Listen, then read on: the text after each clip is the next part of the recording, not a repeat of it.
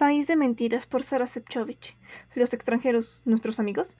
Extranjero, dice el diccionario de la lengua española, es quien viene del país de otra soberanía. En el territorio de lo que conocemos como México se podría decir que muchos llegaron de otras soberanías, toltecas, mayas, aztecas, pero a esos no se les considera extranjeros porque son también indios. Y se considera que los primeros extranjeros llegaron hace poco, más de 500 años, pues ellos eran, como dice Eric Hobsbawm, diferentes a mí, los que no son nosotros. Quizás por la forma agresiva en que llegaron y obligaron a los demás a aceptar sus modos, es que desde entonces se generó entre los nativos un desagrado por lo extranjero. Eric Van Jong asegura que desde que las primeras vacas de los españoles invadieron las milpas de los indígenas, se estableció un patrón prácticamente universal en contra de los fuereños, de los que no nacidos en el lugar, de los que tienen otras características étnicas y hablan otro idioma. Y desde entonces las exactitudes xenófobas fueron parte de la cultura y la mentalidad del campesino indígena, asegura ese autor y agrega, el patrón en contra de los extraños fue prácticamente universal. Las actitudes xenófobas y los sentimientos anti-extranjeros tuvieron su origen pues en razones muy concretas, ya que los foreños violentaron y obligaron, despreciaron y descalificaron, destruyeron y asesinaron. Por eso, según afirma un investigador, el odio fue sobre todo popular.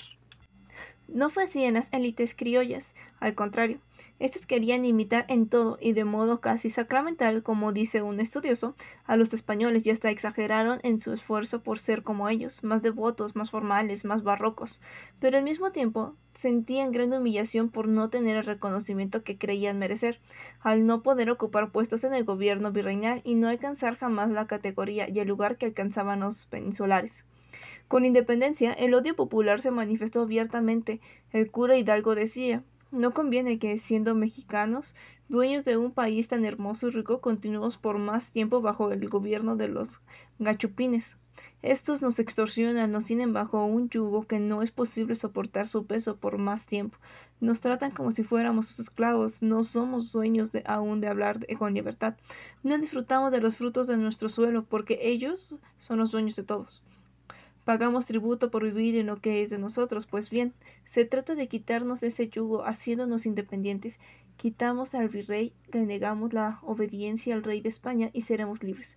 Pero para esto es necesario que nos unamos todos y nos presentemos con toda voluntad. Hemos de tomar las armas para correr a los gachupines y no consentir en nuestro territorio a ningún extranjero. El país independiente que es México se fundó pues sobre la idea de no consentir en nuestro territorio a ningún extranjero. Incluso las élites criollas terminaron por cancelar formalmente su hispanidad y se transformaron en mexicanos. En 1835, escribió Bulnes, el odio al extranjero alcanzaba proporciones deformes próximas al canibalismo. Y en ese espíritu es que se redactó un manifiesto popular dirigida al Congreso pidiendo la inmediata expulsión de todos.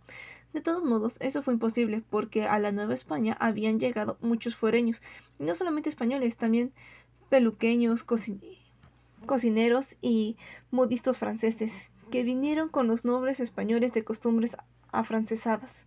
Y durante el siglo XIX se les pidió y rogó a los extranjeros que vinieran al país, no solo a los ricos para que trajeran acá su cultura y sus inversiones, sino incluso a los trabajadores, a los que se invitaba para que mejoraran las cualidades físicas, las cualidades morales y la actitud hacia el trabajo de la gente de estas tierras, porque había que cambiar el carácter del pueblo, escribió Andrés Molina Enríquez, hacerlo ilustrado y próspero, y para ello era necesario que vinieran europeos de tez pálida y raza rubia a mezclarse con los naturales, gente insuficiente en calidad. Y sin embargo, a los que vinieron atraídos por la oferta gubernamental se les dieron tierras yermas, salitrosas, estériles, un salario bajísimo, pésima comida y se les hacía dormir en el piso, como perros y no como cristianos que somos. Así lo cuenta el siguiente relato. 3 barcos salieron de su lugar de origen cargados con trabajadores, pero solamente uno llegó a su destino, pues los otros 2 se hundieron. En el puerto desembarcaron 325 personas, en su mayoría hombres, que fueron conducidos a sus lugares de trabajo. Un mes después, habían muerto 200 por hambre y enfermedades. De los restantes, algunos volvieron a sus lugares de origen y los otros no se sabe en dónde están. El maltrato fue tal que de plano se regresaron a Veracruz, donde hicieron un plantón de varios días exigiéndole al gobierno mexicano la repatriación y acusándolo de haberlos traído con engaños, y esos eran los invitados. De modo pues que estábamos hablando de un país en el que a los extranjeros se les ama y se les odia. Se quiere impedir que entren al territorio y al mismo tiempo se les ruega que vengan. Hasta se les manda traer, pero ya que llegan se les trata mal.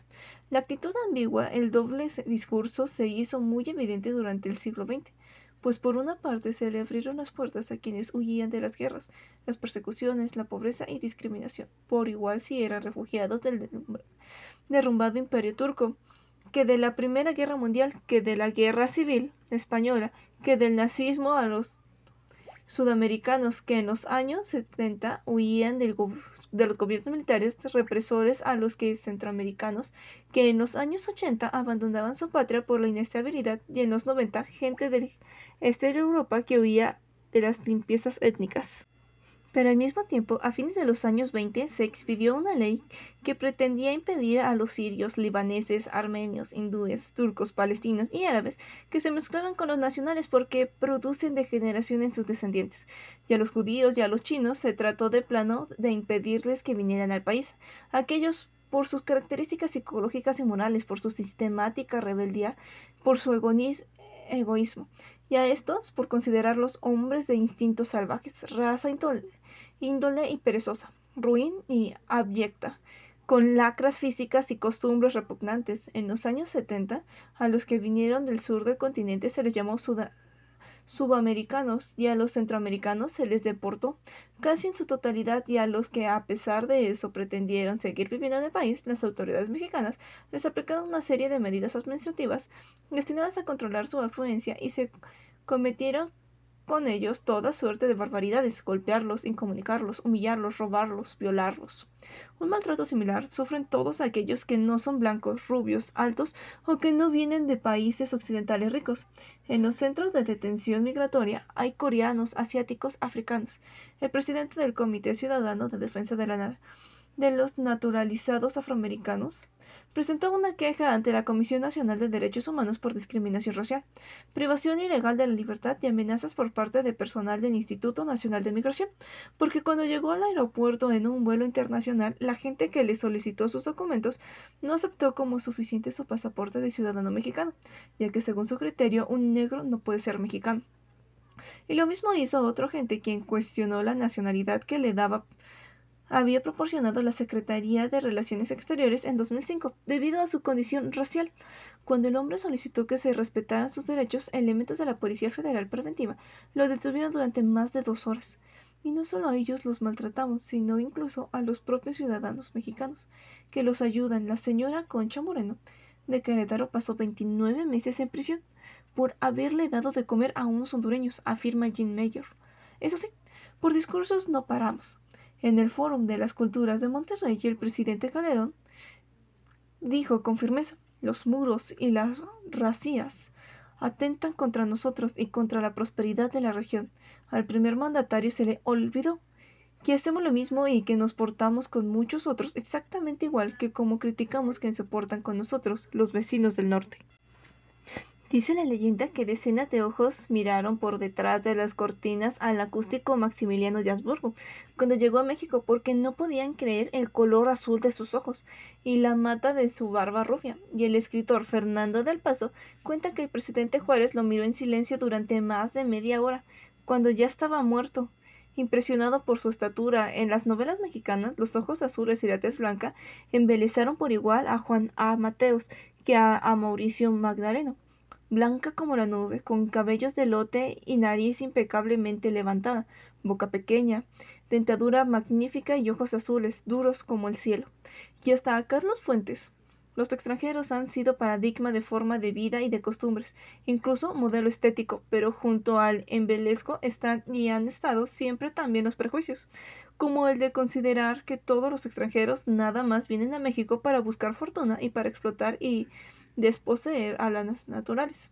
Casi todos los extranjeros que solicitan carta de ciudadanía obedecen solo a una baja necesidad de orden mercantil, escribió un autor, y allí está el poema que lo dice abiertamente: el extranjero mamando y sus hijos por los suelos.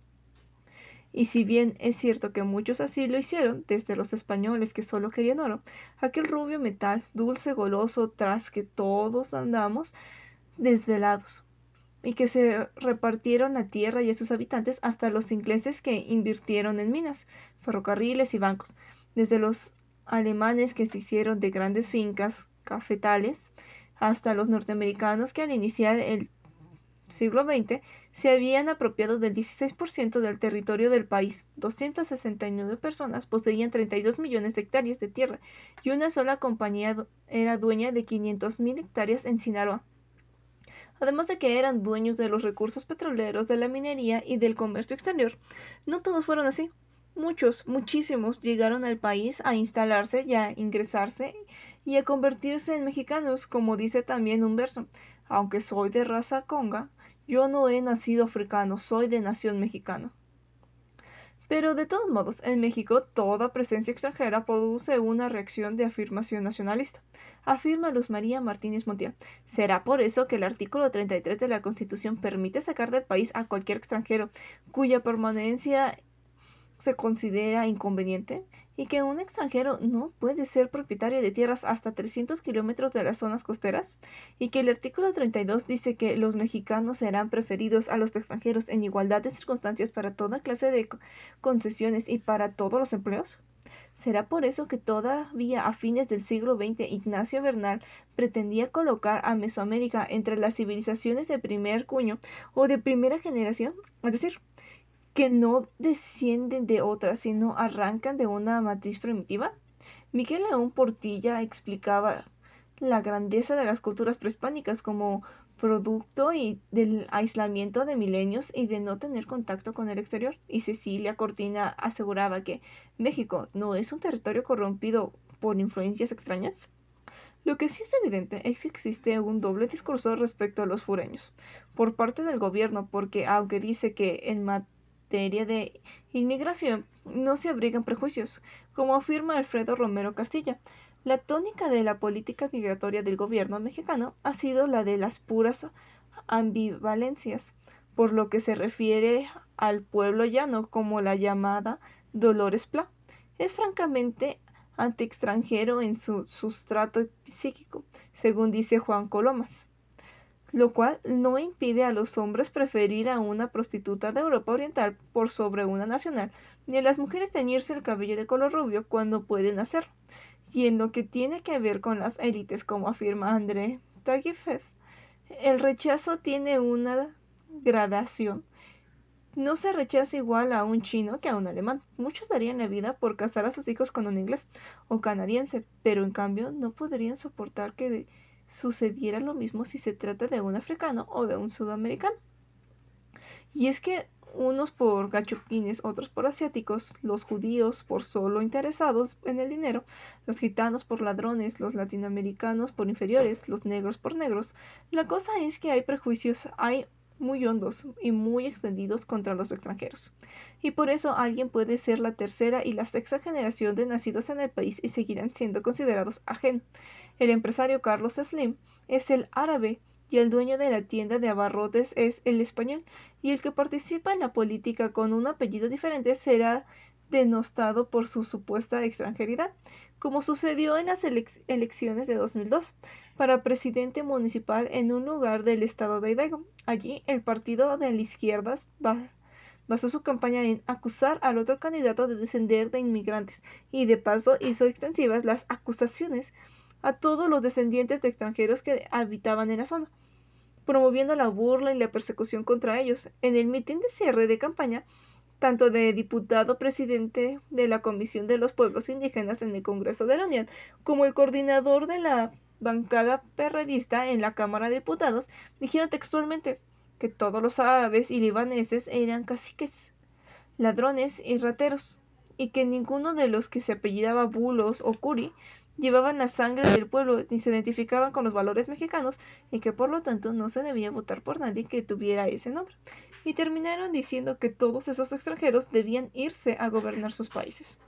Y eso sucede en todos los campos. En 2006, un lector que me atacó por una opinión política que no le gustó con la acusación de que yo formaba parte de la cateserva de distorsionadores, sic, de la verdad, como lo son todos los judíos perversos y pervertidos que luego de haber sido recibidos en nuestro país de manera generosa y honesta, y luego de que este grupo al que usted pertenece remontere las prioridades necesarias, sic, humanas, se desarrolla y progresa, se torna una élite, sic, que no para en mentes con tal de lograr sus cometidos mismos, que los llevará tarde o temprano a los límites de la sana convivencia. En opinión de esa persona, los mexicanos descendientes de extranjeros están étnicamente imposibilitados para ejercer el patriotismo. La costumbre de culpa de todo a los extranjeros se reitera a cada paso.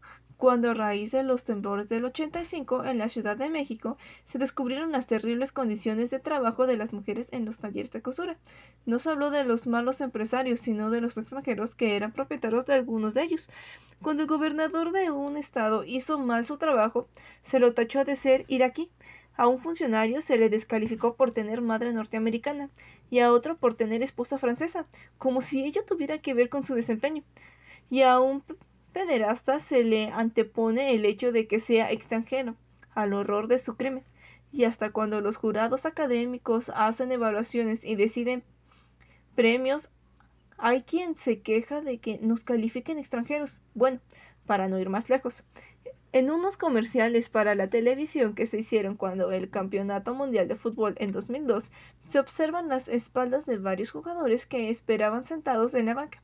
Cada uno llevaba su nombre y su número de jugador señalados en la camiseta. La cámara los recorría a todos hasta llegar al número 1. Entonces una voz decía, no importa cuántos extranjeros hay en la banca, si el número 1 es mexicano. Hay en estas formas de ver las cosas una arrogancia mezclada con resentimiento, una aversión mezclada con desprecio hacia el otro, lo diferente, lo no yo, como dice Pierre-André Taguieff, que termina por apartarse tristemente de la crítica y caer en el insulto y las generalizaciones agresivas, fundadas en la ausencia de razonamientos concretos, como afirma Carlos Monsiváis. Buena parte del extranjerismo sin duda tiene que ver con actitudes defensivas frente al hecho de que muchos de los inmigrantes nunca aceptaron a las culturas que entraron en México, que les parecieron primitivas y llenas de absurdos. En particular a los indios y mestizos se les consideró inferiores, y muchos no tuvieron deseo ni intención de mezclarse con ellos. Extranjeros fueron los que inventaron el mito de que los mexicanos eran haragán, borracho e incapaz, y que México era un país en el que campeaban la anarquía, la inseguridad, la corrupción y la ineficiencia.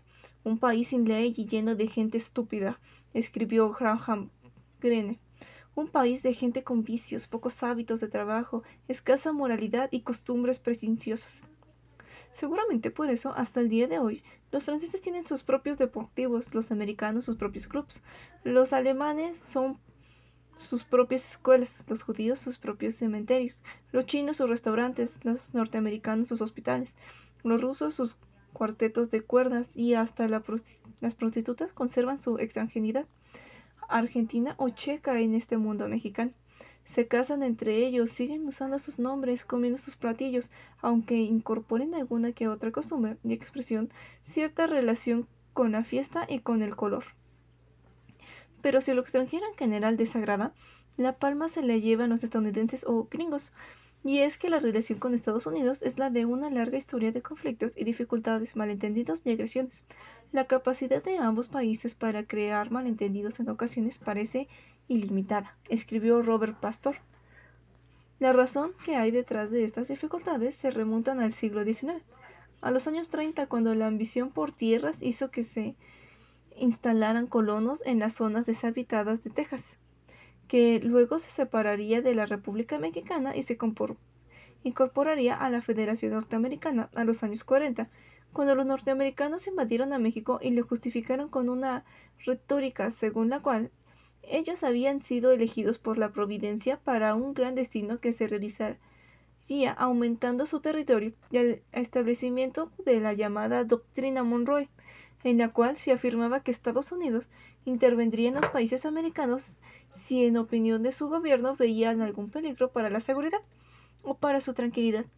Todas estas agresiones fueron posibles porque, como escribió José María Bárcena, Estados Unidos era ya para entonces un país próspero y bien organizado, mientras que en México todo era debilidad de nuestra organización social y política, desmoralización, cansancio y pobreza, resultado de 25 largos años de guerra civil.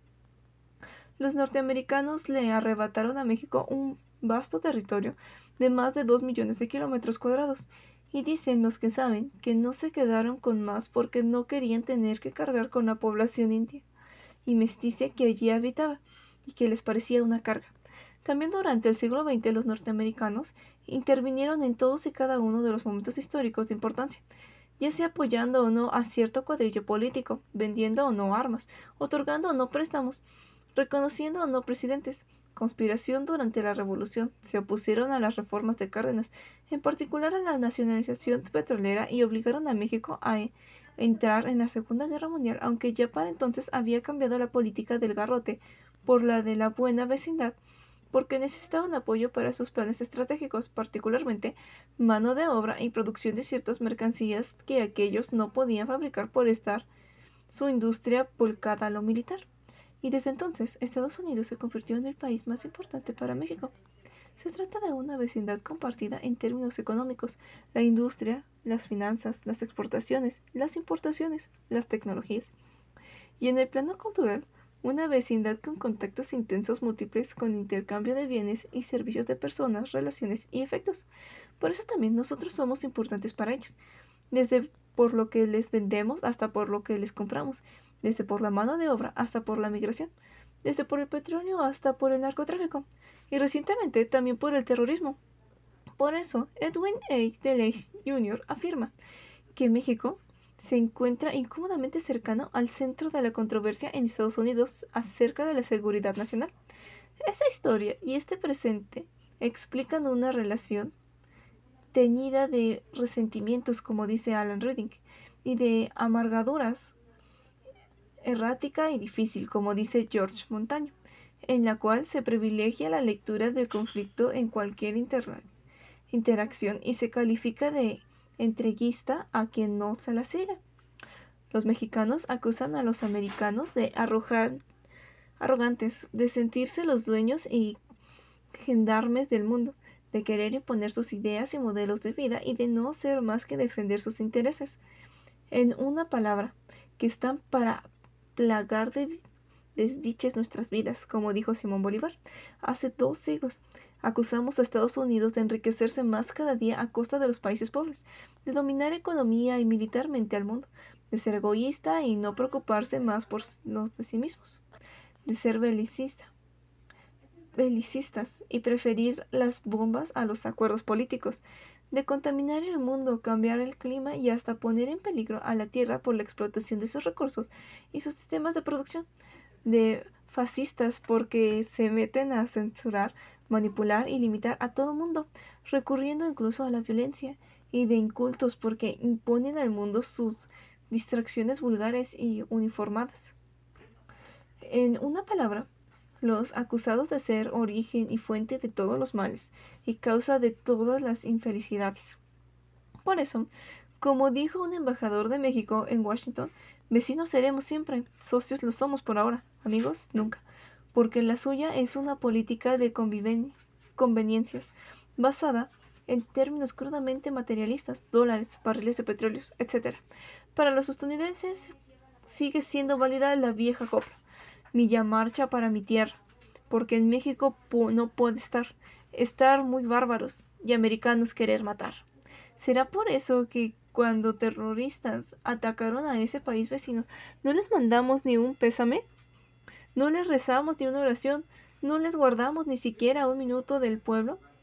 ¿Que intelectuales no pensamos que existía un solo norteamericano confiable? ¿Será por eso que hacemos hasta lo indecible por humillarlos, como sucedió en octubre de 2003?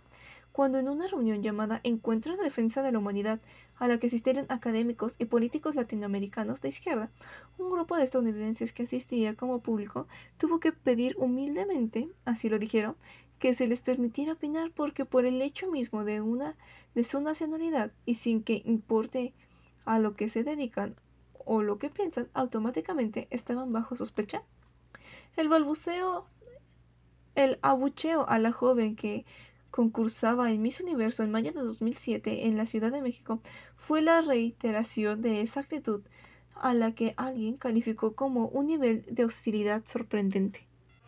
La otra cara de la misma moneda es la respuesta de Vladimir García, guitarrista del grupo de música Los de Abajo, cuando un reportero le preguntó que qué pensaba hacer frente al éxito que tenían en México las bandas extranjeras, y lo que dijo fue: los grupos se deben ocupar de una recuperación nacionalista. La actitud de hostilidad hacia los extranjeros tiene como resultado y consecuencia la falta de interés en lo que pasa afuera de México. Los diplomáticos mismos se quejan de que la política exterior tiene poca o ninguna importancia y estamos tan encerrados y cerrados sobre nosotros mismos que el mundo se puede caer y seguimos como si nada.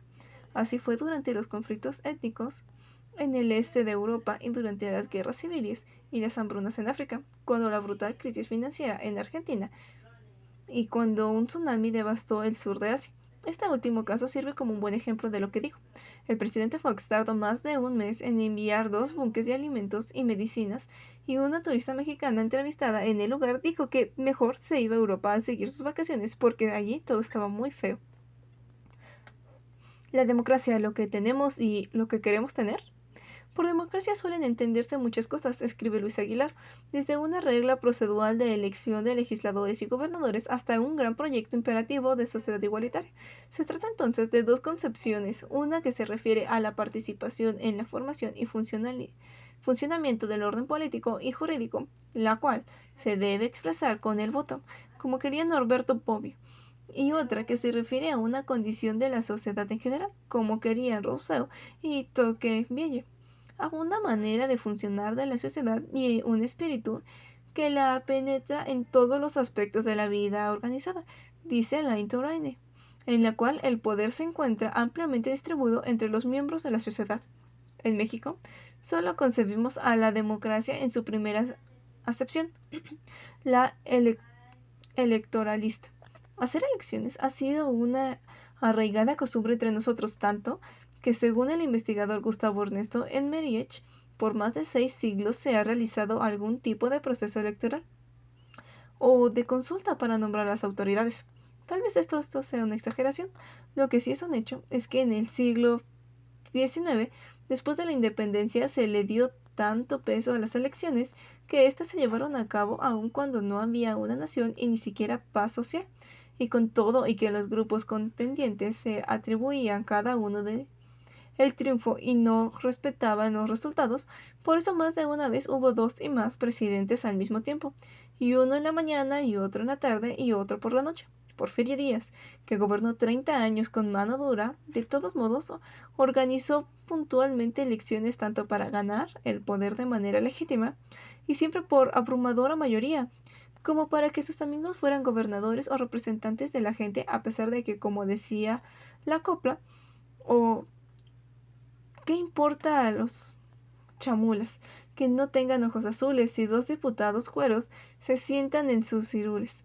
Se trataba, como afirma un estudioso, de una coreografía legitimadora de decisiones ya tomadas con la venida presidencial. Lo importante de esto es que, como dice Emmerich, aunque no tenía que ver con el concepto y la práctica de la democracia, su sola realización demuestra que siempre ha tenido fuerza la idea de consultar al pueblo por al menos aparte de este. La Revolución Mexicana se hizo con el lema del sufragio efectivo, pero de todos modos, en las elecciones que siguieron a los hechos armados, siempre había balazos y robo de urnas. Luego se formó un partido oficial que, aunque le daba permiso de existir a algunos de oposición, invariablemente ganaba la presidencia gubernamental, presidencias municipales y congresos. Desde fines de la década de los 20 se dio el dominio ininterrumpido e incontrastado del partido oficial en las 2 cámaras de las cuales se compone el Congreso de la Unión.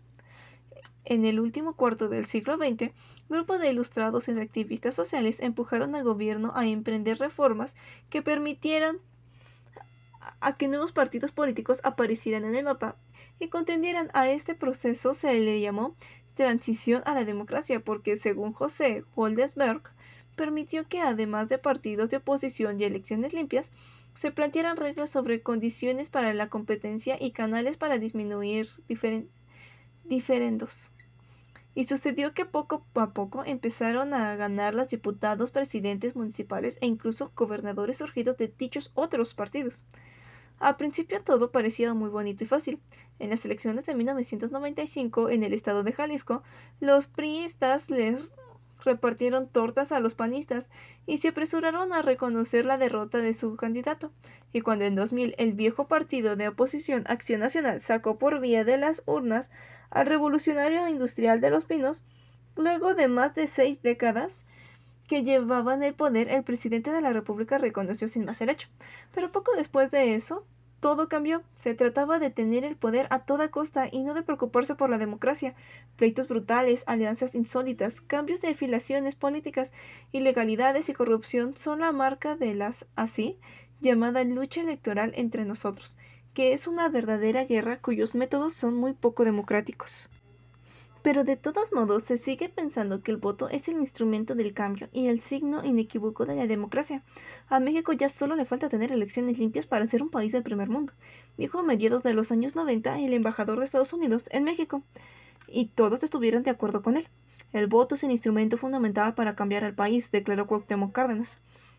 En función de esa creencia se construyó un sistema electoralista enorme y complejo, y para que funcione ha sido necesario, no podría ser de otra manera, gastar millones de pesos en crear leyes, instituciones y toda clase de organismos destinados a organizar y supervisar los procesos electorales.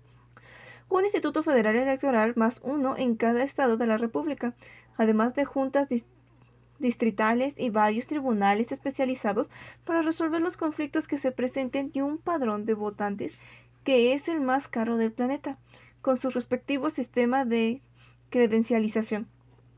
Cada una de estas instancias requiere una burocracia formada por los consejos, cuyos sueldos son los más elevados que oficialmente se pagan en el país, y toda una parafernalia de asesores, secretarias, contadores y ayudantes que requieren de oficinas, autos, equipos de alta tecnología y comunicación. A esto se agrega el presupuesto destinado específicamente a cada uno de los partidos y grupos políticos reconocidos, a la organización de las campañas y a la publicidad. Cada voto nos cuesta una verdadera fortuna. Y esto llega tan lejos que a veces parece chiste, escribe Carlos Martínez Azad. Un ciudadano mexicano debe emitir en un periodo de 6 años votos para elegir a cuando menos 10 personas que lo gobernarán o lo representarán. 1. El presidente de la República. 2. El gobernador de su estado. 3. Los senadores. 4. 2 veces los diputados federales. 5. 2 veces los diputados locales. 6.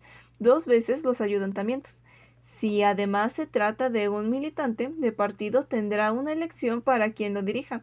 Si es trabajador, profesor o estudiante, tendrá una elección sindical.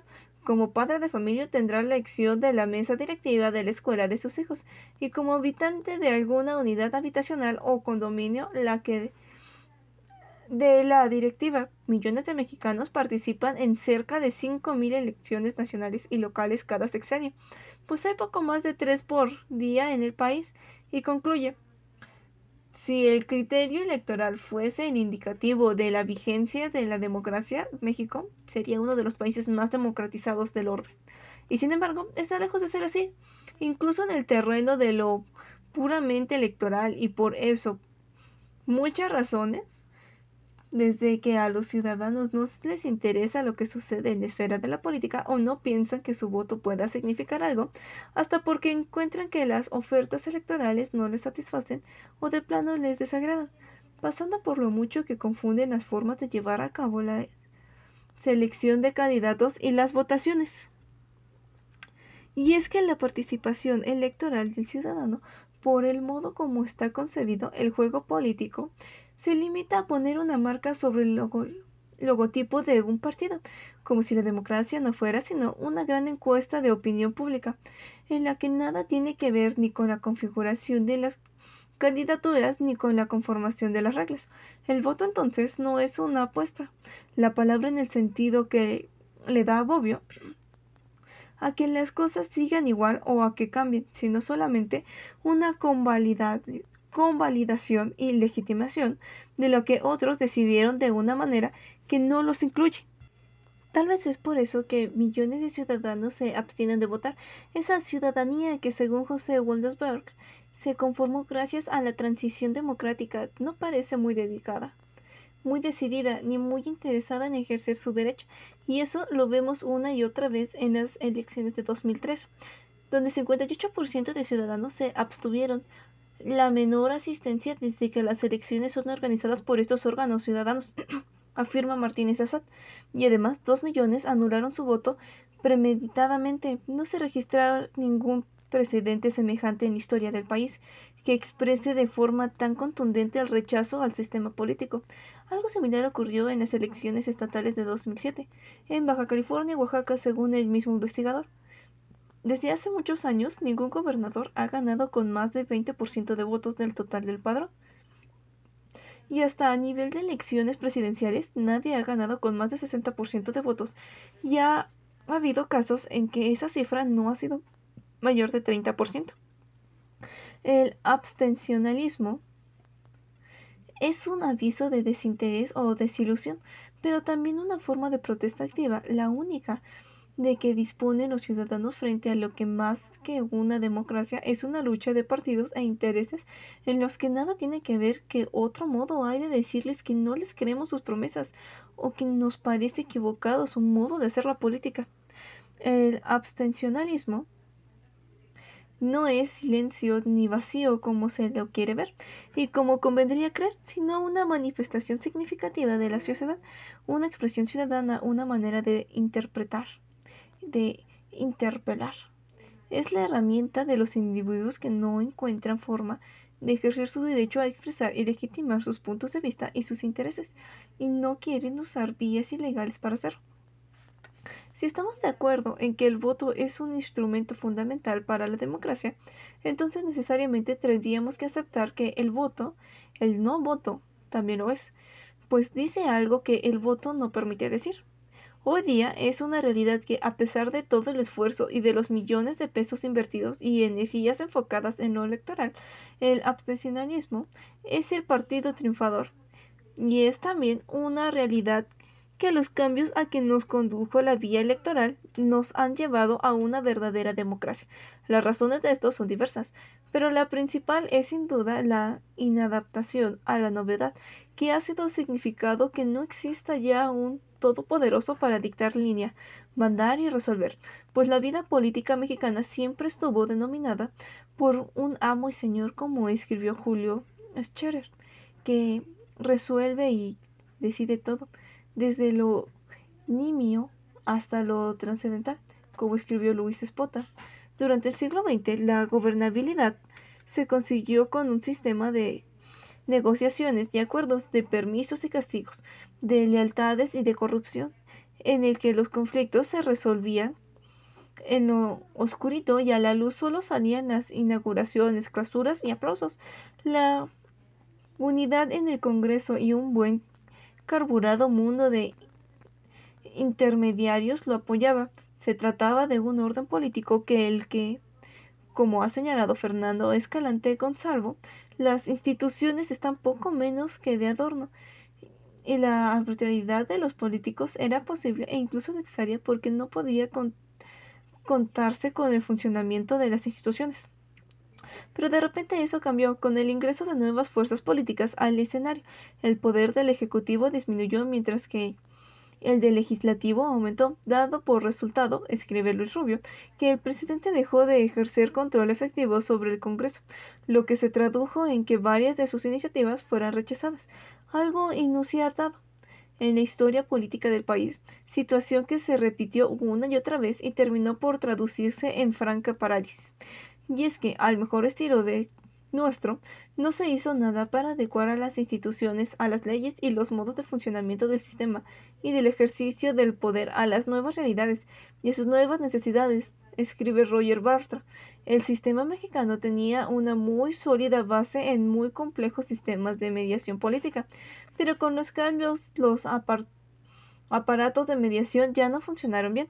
El no haber conseguido los acuerdos ni la negociación de diferencias hizo que los grupos políticos se mantuvieran en el puro pleito. Nuestra democracia, quiere decir, diputadas insultando y aventando botellas, diputados arrancando cureles para lanzarlos contra sus compañeros, legisladores soltando bofetadas, trajes y corbatos echados cuán largos son sobre el presidium o volando para irse a estrellar contra el piso.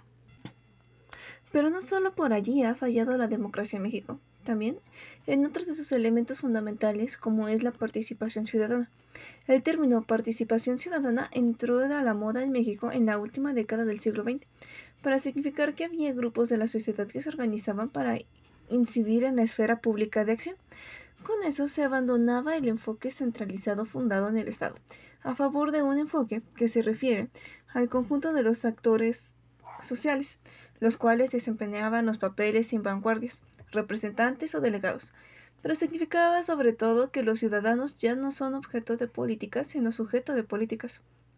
El lugar común aceptado por casi todos es que los sismos del 85 en la Ciudad de México fueron el detonador de este proceso, pues se organizaron grupos de ciudadanos para exigir apoyos a la reconstrucción, y eso se consideró como el primer paso que se suponía con el tiempo debería llegar mucho más lejos, hasta que la ciudadanía realmente tomara parte en los asuntos públicos, proponiendo, criticando, ofreciendo, revisando, evaluando, es decir, funcionando en el sentido canónico del concepto como responsabilidad de los ciudadanos y su voluntad de actuar en la vida pública, fuera de las relaciones de poder que caracterizan a las instituciones estatales.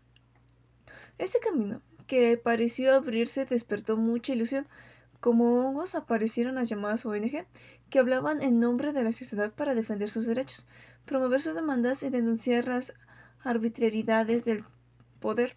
Según Luis Aguilar, en una sociedad tan estabilizada como la mexicana, en la que tradicionalmente el control estatal ha sido tan extenso como intenso, estos resultados embriones y puntas de lanza de una sociedad que libremente se organizó para atender por ella misma sus hechos, problemas, que puso límites a la acción innecesaria o arbitraria del gobierno, que con sus iniciativas completó la acción gubernamental y sobre todo, que actuó fundamentalmente por razones morales. Solidaridad, defensa de los derechos humanos, filantropía, desarrollo social, ciudadano del ambiente, cuidado, sin interesarse por tener el control del poder estatal o aprovecharse de él. Sergio Cermeño incluso llamó democracias emergentes a las organizaciones de la sociedad civil, considerando los movimientos sociales que influirían en la política nacional. Y sin embargo, pronto se hizo evidente que eso no sucedería. Más bien al contrario, resultó ser la producción de un modelo viejo y bien conocido por la sociedad mexicana, el de un Estado paternalista y ciudadanos que esperan todo de él. Porque este Estado en el que México históricamente no solo había sido controlador, vigilador y castigador, según la célebre trilogía de Foucault, ni solo había sido organizador y mediador, según la afirmación de Luis Aguilar, sino que además había sido benefactor, era el que los ciudadanos seguían invocando.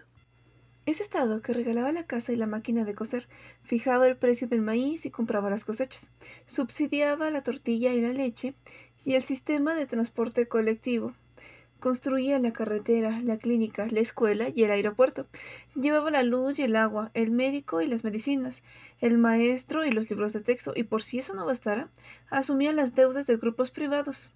Era a lo que estábamos acostumbrados los mexicanos. Y entonces, pues, se siguió funcionando igual, no solo esperando todo del gobierno, sino con el convencimiento de que éste todo lo puede y lo debe dar. Por eso, tanto en las situaciones de pobreza como en los desastres naturales, en la vida cotidiana como en las excepciones, la gente esperó y sigue esperando que el gobierno se encargue de componer las cosas. El siguiente es solo un ejemplo reciente que evidencia este modo de funcionar. En una carta enviada a un diario capitalino después de las inundaciones que afectaron a la Ciudad de México, en el verano de 2006, un ciudadano escribe: ¿qué va a hacer el gobierno del DF para recompensar a los afectados? Propongo que el año que entra nos condonen la tenencia y que no cobren el transporte público, que dejen pasar gratis a la gente el metro y que no nos cobren el agua. Nada menos y nada más pedía este ciudadano a su Santa Claus gobierno. La participación de los ciudadanos en la democracia en México ha estado marcada por este modo de funcionar. Los grupos que se organizaron lo hicieron para pedir y para gestionar beneficios específicos. ¿Qué servicios para una colonia, qué habitación, qué créditos? La participación se entendió al modo tradicional de la forma de funcionar del sistema político mexicano. Y esto se hizo evidente también en la forma poco democrática en que funcionaron las organizaciones emanadas de la llamada sociedad civil. Como afirmó Enrique Canales, no hay nada de romántico en estar idealizando las bondades de la sociedad civil, pues si sabemos sus buenas o malas intenciones, ni tampoco podemos afirmar que entre más sociedad civil, más democracia participativa. Por eso, la desilusión vino con toda la fuerza. ¿Acaso las ONG mexicanas tienen una visión de país, un proyecto de nación? Se preguntó una estudiosa y ella misma se respondió.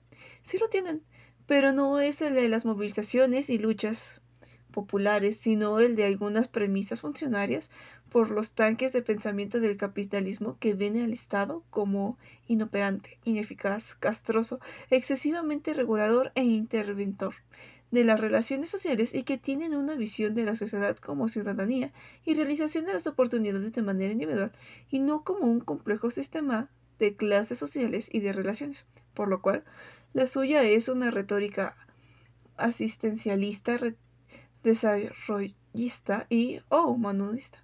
Y por eso, otro académico de plano afirmó que la existencia de estas organizaciones había llevado a la atomización y el debilitamiento y hasta desmantelamiento del tejido social e incluso a la disolución social, y habló de la sociedad derrotada. Y es que, a decir verdad, pocos se ponen de acuerdo en qué es, qué puede ser y qué debe ser la participación ciudadana. Para Alicia Sicardi, por ejemplo, se trataría de que los ciudadanos participen en los procesos de toma de decisiones, pero Joan Front se pregunta ¿en qué tipo de decisiones? Otros estudiosos piensan que más bien tiene que ver con vigilar y evaluar el cumplimiento de compromisos, pero en ambos casos nadie tiene claro cómo sería esto. ¿Significa que se eligen otros representantes además de diputados y senadores y asambleístas? Y la pregunta entonces es si necesita la sociedad más intermediarios entre ella y el Estado. Y de ser así, ¿qué asegura que estos efectivamente sean representativos del conjunto de la sociedad? ¿No sería mejor pensar que pudieran participar todos aquellos que lo desearan y que espontáneamente lo hicieran? El problema es que en cualquier caso, trátese de representación o de participación abierta y espontánea, de toma de decisiones o de vigilancia y control, ¿cuáles serían los mecanismos para que esto funcionara? ¿Cuáles los mecanismos para llevar a la práctica cualquiera de las opciones? Sicardi insiste en que es necesario hacerlo con reglas bien definidas, pero no aclara cuáles serían estas. Hasta hoy, la manera como ha puesto en práctica la llamada participación ciudadana ha sido siguiendo tres caminos. La congestión entre grupos de ciudadanos y gobierno, por ejemplo, el modelo del Programa Nacional de Solidaridad, la llamada ciudadanización del gobierno, que consistió en crear comités ciudadanos para vigilar a ciertas instituciones gubernamentales y en sus procesos de decisión y cumplimiento de compromisos y los referéndums y consultas sobre temas específicos. ¿Han funcionado? Los estudiosos aseguran que las primeras de esas formas participativas, cuando tienen éxito, este es limitado y de poca duración, por razones que tienen que ver desde con los insuficientes presupuestos hasta con la dificultad para el acuerdo de los vecinos sobre prioridades y modos de trabajo, pero sobre todo con la disponibilidad en tiempo y energía de los ciudadanos y el hecho de que este tipo de programas siempre son clientales. Por lo que se refiere a la segunda, su carácter es meramente decorativo y solo han servido, como afirma Alberto J. Olvera y Ernesto Insúa-Vera, para legitimar decisiones previamente tomadas por la burocracia estatal, además de que no tuvieron capacidad para monitorear la aplicación de la política sin evaluar los resultados. Y respecto a las terceras, tienen poca confiabilidad.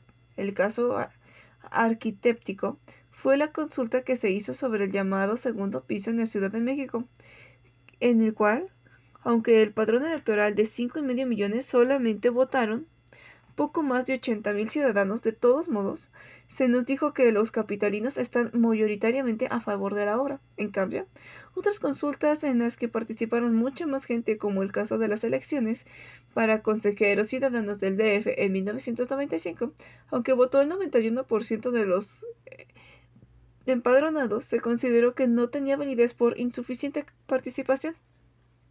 Es evidente que la valoración tiene siempre tintes políticos.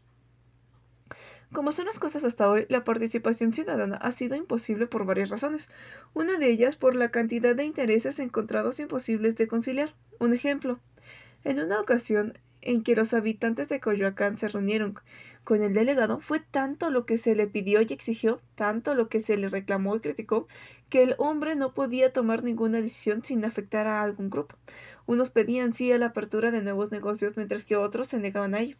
Unos querían quitar a los ambulantes, mientras que otros insistían en permitirlos. Había quien quería hacer espectáculos públicos y quien se negaba porque se generaba mucho tráfico y ruido. Y así. Entonces dicho funcionario terminó haciendo nada, excepto algunas esculturas de héroes de la mitología oficial, y ni así la gente estuvo contenta, y los vecinos de una colonia protestaron por la que les tocó a ellos, que no les gustó. Y es que concebir a los ciudadanos como un grupo homogéneo y con intereses comunes claros, y sobre todo, suponerlos puros y por encima de intenciones abiertas, de intereses particulares o incluso de mala fe, es un absurdo, pues no sino seres humanos con todas sus enormes diferencias y sus particulares deseos, gustos, motivaciones y hasta su autoritarismo y su incapacidad para llegar a acuerdos. No olvidemos que las organizaciones de la sociedad son por igual la Cruz Roja de los Caballeros de Colón, Alcohólicos Anónimos que Caritas, Provida que el Grupo de Información de Reproducción Elegida, los damnificados de Tlatelolco de la Asociación de Esposas de Diplomáticos Acreditados en México, los concheros que bailan frente a la catedral, que los cronistas de los barrios en la capital, la mara salvatrucha, que las pequeñas pandillas que aterrorizan a ciertas colonias, los gestores de casas y terrenos en nombre de algún partido o líder que así pretende ganar influencia, que las mafias de los puestos ambulantes y de la basura. Otra razón para dificultar la participación ciudadana es la imposibilidad de entregar la energía, tiempo y dedicación que se requiere. Cermeño cuenta lo que sucedió en la delegación Tlalpan, el DF. Los vecinos se negaron a través de una consulta a que se cambiara el uso del suelo, pero los abogados de la delegación encontraron caminos jurídicos para que de todos modos se dieran permisos para centros nocturnos y construcciones de edificios que excedan la normatividad de la zona. La batalla es constante entre vecinos y miembros de los comités vecinales, por su lado, y las autoridades y los inspectores de la delegación. Es un trabajo titánico para los comités que lo llevan adelante sin tener las herramientas jurídicas, debiendo asistir una y otra vez con este o con aquel empleado o esta o aquella reunión. Una razón más es porque por lo que el gobierno se refiere, ni le interesa ni le conviene ese empoderamiento, como se dice hoy, de los ciudadanos, que solo les genera conflictos y más trabajo. Por eso, a pesar del discurso que reiteradamente hacen de que la sociedad tiene que ayudar a enfrentar y resolver los problemas se la pasan tratando de echar a andar leyes para limitar y controlar su participación, porque ella es vista como enemiga. Con razón, según los resultados de la Encuesta Nacional de Cultura Política de 2003, el 55% de los entrevistados considera que los ciudadanos influyen poco o nada en las decisiones de gobierno. En particular, a las autoridades les interesa boicotear cualquier cosa que tenga que ver con la participación ciudadana en el aspecto político. Así ha sido desde las elecciones para consejeros de la capital hasta las de los comités vecinales, que han sido indefinidamente propuestas, desde la configuración de candidaturas hasta pelear porque se mantenga la previsión de la que se lanzaron de manera independiente fuera de las estructuras de los partidos. Y es que ellos consideran que el término participación ciudadana significará que les demos nuestro voto y después regresemos a la casa donde, como dice el dicho, calladitos nos vemos más bonitos, y que no volvamos a aparecer hasta la siguiente elección. Para nada está entre sus planes que los ciudadanos se involucren en los aspectos de gobierno, ni que quieran transmitirle al poder su parecer.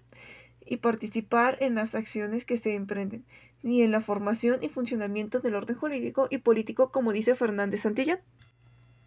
A decir verdad, tampoco los ciudadanos tenemos muy claro el alcance del término participación ciudadana. Un buen ejemplo sucedió en 1988, cuando se cayó el sistema, que debía ser el conteo de los votos electorales. El 6 de julio de 1988 íbamos a empezar la revolución después de desayunar. Estábamos dispuestos a defender el voto con la vida. A la calle, México se levantaría, pero fuera ni un alma, ni siquiera una patrulla, ni un peatón, ni carros. Se robaban la elección presidencial, el futuro, la esperanza, y nadie había, escribió Agustín Guerdón. ¿Qué fue lo que pasó? ¿Por qué, a pesar de las palabras ardientes, México no se levantó? Casi una década después, cuando Cuauhtémoc Cárdenas triunfó en las elecciones para gobernador capital de la República, esto no se había modificado un apéndice. Los ciudadanos empezábamos a preguntarnos por qué podíamos hacer para cooperar con el nuevo gobierno de la ciudadanía. Debíamos esperar que el nuevo jefe de gobierno nos dijera qué hacer y seguir entonces con el esquema de la vieja cultura autoritaria y paternalista, o deberíamos aprovechar los deseos de participación y las energías de tantos entusiastas. Pero ¿cómo? De modo pues que vivimos en un círculo perfecto. Nuestros dirigentes creen que la democracia consiste nada más en votar y los ciudadanos tampoco sabemos qué hacer que no sea pedir y esperar que todo del papá gobierno. Así que el concepto de participación ciudadana es uno de esos que es excelente en el papel, pero que no se puede aterrizar en la realidad. Los gobiernos lo adoptaron como discurso, pero no asumieron una práctica consecuente, solo simularon una apertura estatal a la ciudadanía, y los ciudadanos lo hemos aceptado así. Otro elemento fundamental para la democracia es la transparencia, que tampoco existe entre nosotros, aunque existan, por supuesto, las leyes y las instituciones que deberían hacerla efectiva. Dicho en castellano, de poco o nada sirve la Secretaría de la Contraloría de la Federación o de la Función Pública, el Instituto Federal de Acceso a la Información Pública, la Auditoría Superior de la Federación y las leyes de transparencia y acceso a la información pública. La nuestra es una democracia con serios rezagos en cuanto a la transparencia del gasto público. El discurso de la transparencia surgió en los años 90 en los organismos internacionales como reacción a la continuidad de las prácticas generalizadas de corrupción que caracterizan a la mayor parte de los gobiernos y a la preservación del secretarismo, en que se fundamenta el poder discrecional de los políticos y de los burócratas, afirman dos investigadores. En México se le asumió como si tal cosa, como se asume todo lo que nos dicen de fuera, a pesar de lo cual, con todo y los discursos y las promesas, las instituciones y las leyes creadas para tal fin, todos se las han arreglado para darle la vuelta al asunto. Los gobernadores estatales se muestran reticentes a la fiscalización federal y siguen manejando 62 centavos de cada peso sin dar explicación de su uso, afirma Juan E. Parnillas. Solo se conocen los salarios base o nominales de los funcionarios públicos, pero no sus prestaciones, bonos y compensaciones, que duplican y hasta triplican aquellos. Se hacen trampas en la manera de nombrar a los recursos, o no se desagregan los presupuestos de manera que no se puede saber cuánto de un programa se va a dedicar a gastos de administración y cuánto va a llegar directamente a los beneficiarios. Se cambian continuamente los criterios, objetivos, metas, indicadores, nombres y denominaciones a los que se destinan los recursos.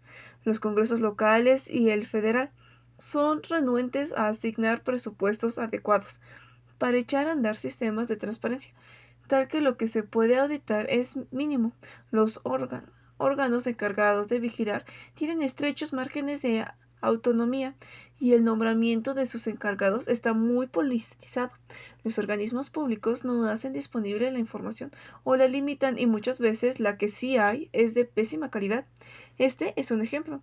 En junio de 2003, un diario traía la siguiente información de que a menos de un mes de que venza el plazo marcado por la Ley de Transparencia y Acceso de la Información del Distrito Federal, todavía no se ha constituido el Consejo de Información, que tendrá como primera tarea redactar el reglamento y los instrumentos que permitan a los ciudadanos ejercer ese derecho.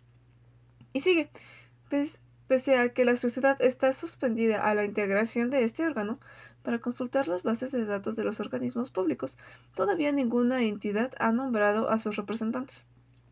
En resumidas cuentas, dice Juan de Parnillas, que por la falta de transparencia y la dudosa credibilidad de la información disponible, resulta imposible conocer con certeza lo que sucede.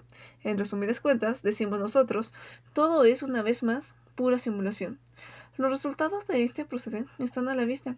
Según el informe que presentó en 2003 la Auditoría Superior de la Federación, no se han aclarado 85% de las anomalías en la contabilidad de las entidades, y tampoco se ha aclarado el destino que tuvieron millones de pesos asignados a diferentes rubros. Por ejemplo, al Fondo Nacional de Desastres Naturales, al que se le perdieron nada menos que 400 millones de pesos. Los ejemplos se multiplican. En julio de 2012 publicó que el llamado gasto discrecional del gobierno había crecido nada menos que en 22% en un año. Tan solo las secretarías de Hacienda y Crédito Público y de Defensa habían incrementado el suyo en más de 50.000%. Casi 4.500 millones de pesos, de lo que nadie tiene que dar cuentas ni pedir permisos. Por eso, organismos como Transparencia Internacional reprueban periódicamente a México en este terreno.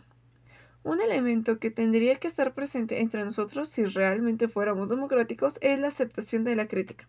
En México, no gusta la crítica y nunca ha gustado. Ejercerla puede costar muy caro, desde la exclusión, como le sucede a los académicos y a los críticos de arte y literatura que no comulgan con las ideas de moda o con las mafias, o el ejemplo y hasta la vida, como le ha pasado a tantos periodistas y activistas.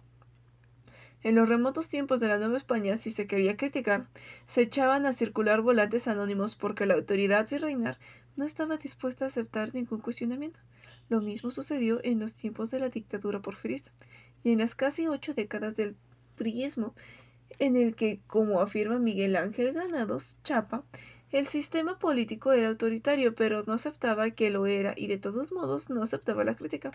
En los años 60 del siglo XX empezaron a aparecer libros críticos del gobierno, pero solo hasta que terminaban los sexenios y los señalados ya no tenían poder. Cualquier programa de radio o televisión, revista o periódico que se atreviera a tocar al presidente y a algunos otros poderosos sufría las consecuencias de la censura porque, como diría años después un gobernador, la crítica genera desconfianza e intranquilidad.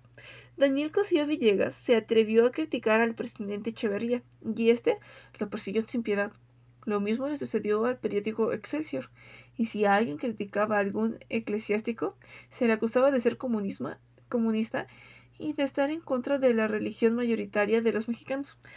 De los últimos dos presidentes de este siglo, a uno, Salinas, le pareció que el modo de parar a los críticos consistía en comprarlos con prebendas y honores, y al otro, Cedillo, le dio por acusarlos de nostálgicos del autoritarismo, pesimistas y derrotistas, que solo ven lo negativo y nunca lo positivo, que ocultan las buenas noticias y el esfuerzo de millones de mexicanos que sí creen en nuestro país. Lo llamaban malosos y los sacaba de formar parte del pueblo porque, en su opinión, el pueblo se identifica con el gobierno y criticar a este es oponerse a aquel. Cuando el presidente Fox inició su mandato, él y su esposa decían que bienvenida a la crítica porque de ella aprendo y me ayuda, pero muy pronto ya no quisieron saber. A partir de entonces se dedicaron a descalificar a los críticos, acusarlos de estar motivados por razones ridículas. Pura vocación criticona, dijo el vocero del Partido Acción Nacional.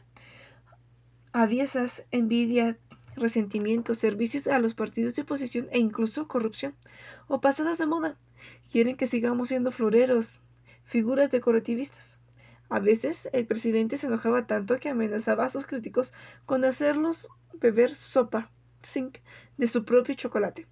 Y un día anunció que no leería más los periódicos ni oiría más lo que se opinaba sobre su quehacer. Y no contento con eso, invitó a los ciudadanos a que hicieran lo mismo, llegando hasta el punto de felicitar a una campesina porque no sabía ni leer. Tampoco a López Obrador le gustaba la crítica, y también durante su gestión la ignoró reiteradas veces, pero de plano durante el conflicto postelectoral, los que se atrevieron a hacerla tuvieron que pedir perdón público, como en los tiempos del estalinismo, cuando cada vez que alguien decía algo ajeno a los lineamientos, en turno tenían que retractarse. En general, la actitud de los periodistas fue la de acusar de complot en contra del partido de sus jefes a cualquiera que se atreviera a manifestar una opinión adversa o una queja. Y todavía llegaban más lejos, una reclamación en alguna delegación o colonia por falta de servicios, o por lo que fuera bastaba para que le fuera encima al que le hacía acusándolo de estar en contra del partido, y hasta del jefe de gobierno y de la capital, de ser derecha y hasta fascista. Y así con todo, a quienes critican las fiestas opulentas del obispo Onésimo Cepeda, se les acusa de estar en contra de los católicos. A quienes opinan sobre la riqueza desmensurada de Carlos Slim, se les tacha de estar en contra de los empresarios. Al periodista José Gutiérrez Vivó, las grandes empresas le cortaron la publicidad por no estar de acuerdo con su posición política durante la campaña presidencial de 2006 y lo obligaron a dar por terminado su espacio radiofónico después de 33 años de transmisiones ininterrumpidas y de un indiscutido liderazgo en cuanto a la forma de hacer radio en el país. Y en la academia, como dice Julio Voltvinnik, la crítica es interpretada como descalificación personal. Quien se atreve a criticar las ideas, análisis y conclusiones de sus colegas es castigado por la comunidad con el aislamiento. Esta mera lleva a casi todos los académicos a abstenerse de toda crítica a sus colegas, y lo mismo sucede con la crítica en las artes y en la literatura, que si alguna vez existió, ahora ha desaparecido por completo. Pero, ¿eso es democracia? La democracia tiene como premisa fundamental e irrenunciable la exteriorización pacífica de las opiniones de los ciudadanos, escribió Ayn Tourani. El cuestionamiento constante, el interpretar, el interpelar, dijo Norbert Lecher. El ideal democrático prevé una ciudadanía atenta a los desarrollos de las cosas políticas, informada sobre los acontecimientos políticos al corriente de las principales cuestiones y comprometidas de manera directa o indirecta de formas de participación, afirma Giacomo Sani.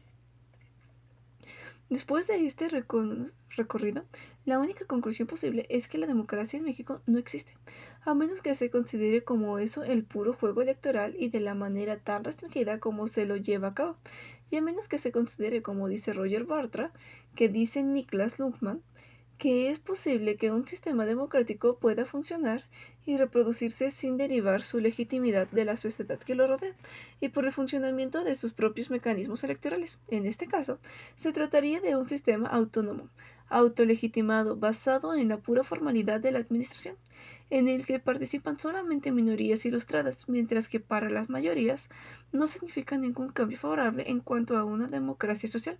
La democracia en México no es una realidad en el sentido que le dan los teóricos del tema como una manera de funcionar de la sociedad y un espíritu que la penetra en todos los aspectos de la vida organizada.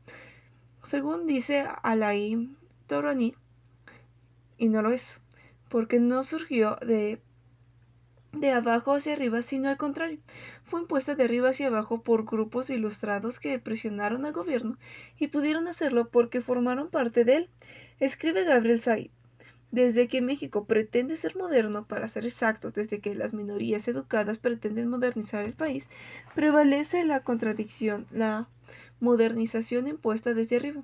Es una contradicción porque al imponerla, el modernizador actúa preponderantemente.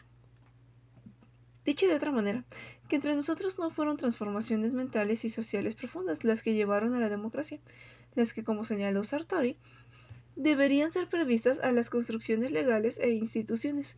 No fue una conciencia, una interioridad, antes de ser una política y una acción, sino que fue solamente una apertura controlada y restringida de la arena electoral, con fines pragmáticos, los de recobrar para el régimen alguna legitimidad, y para que la élite política se alternara en el poder. Por eso conservaron el viejo entramado institucional y normativo heredado del régimen anterior, pensando que era posible alterar una parte de la educación sin tener que cambiarla del todo. La democracia no es entre nosotros una cultura, no proviene del conjunto de la sociedad, ni se encuentra ampliamente distribuida entre sus miembros, como dice Pedro Salazar. que sería el sentido canónico del concepto. Más bien, al contrario, la nuestra es una sociedad sin vocación, democrática y con una poderosa cultura autoritaria. Por eso no pasamos la prueba de las elecciones de 2006 y el país entró en guerra. Lo que vimos en México durante varios meses fue jóvenes agrediendo a jóvenes porque apoyaban a otro partido, a comensales insultándose en los restaurantes por distintas filiaciones políticas, a grupos del partido perdedor impidiendo al nuevo presidente colocar una ofrenda en un monumento, tomando carreteras y edificios públicos. Y es que no hemos entendido, como quería Octavio Paz, que además de ser el más alto grado de civilización, la democracia es también y al mismo tiempo un recurso civilizatorio. No hemos entendido que la democracia no puede existir mientras exista la separación entre los valores democráticos y el funcionamiento real de la vida democrática. Por eso, aunque la palabra democracia se usa mucho y la usan todos los a diestra y siniestra, no hay tal. Eso sí, según la publicidad, no solamente sí existe, sino que tenemos al trifle como su garante.